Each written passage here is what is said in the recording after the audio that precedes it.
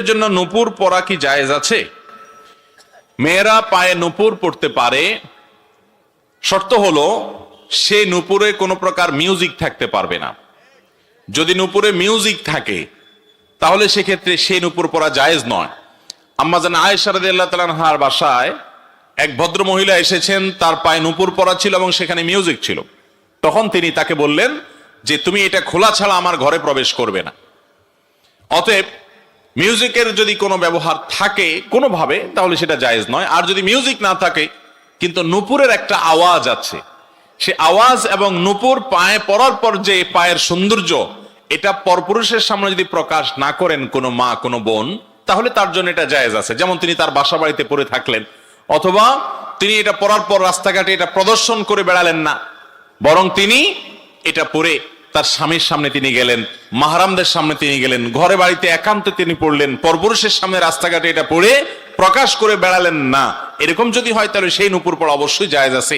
মহিলা সাহাবীদের অনেকেই নূপুর পরেছেন বলে বর্ণিত আছে বিভিন্ন হাদিসে, বিধায় এটি জায়েজ আছে। আল্লাহ তাআলা কোরআনে কারীমে বলেছেন, ওয়ালা ইয়াদরিবুনা বিআরজুলিহিন্না লিয়ালামা মা ইউখফিনা মিন যিনাতিহিন্না, নারীরা যেন তাদের রাস্তাঘাটে যখন তারা বের হবে তখন যেন তাদের পা গুলাকে জোরে জোরে আঘাত করে করে না চলে।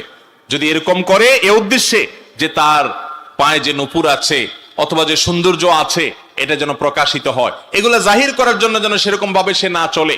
অনেক সময় দেখবেন যে হাই হিল জুতা পরে মেয়েরা চলাফেরা করে, এগুলার উদ্দেশ্য যদি থাকে যে হাই হিল জুতা পরে তার শরীরের সৌন্দর্যকে সে প্রকাশ করতে চায়, অঙ্গ প্রত্যঙ্গকে ফুটিয়ে তুলতে চায়, মানুষের দৃষ্টিকে আকৃষ্ট করতে চায়, আওয়াজ করে করে হাঁটে মানুষের দৃষ্টিকে কাড়ার জন্য, আকৃষ্ট করার জন্য, তো কোরআনে কারিমে আল্লাহ তাআলা সেটি নিষেধ করেছেন। কারণ একজন নারী, মুসলমান নারী, তার ভিতরে আত্মসম্মান থাকবে, তার ভিতরে ব্যক্তিত্ব থাকবে, তার ভিতরে এই মানসিকতা থাকবে যে আমার সৌন্দর্য নিয়ে রাস্তায় যে কোনো মানুষ মনে মনে বাজে চিন্তা করবে, আমাকে নিয়ে বাজে কল্পনা করবে, জল্পনা করবে, মনে মনে জেনা করবে, এই সুযোগ আমি দিতে পারি না। এটা হলো একজন ঈমানদারের ব্যক্তিত্ব, এটা হলো তার পার্সোনালিটি, এটা হলো তার আত্মসম্মান। আর যার মধ্যে আত্মসম্মান নাই সে তার রূপ তার সৌন্দর্যকে রাস্তাঘাটে বিলিয়ে বেড়াবে, ফেসবুকে বিলিয়ে বেড়াবে, ইউটিউবে বিলিয়ে বেড়াবে। এটা দেখে কত সহস্র মানুষ তাকে মনে মনে জেনা করবে, মনে মনে জল্পনা কল্পনায় তাকে খারাপ ভাবে চিন্তা করবে।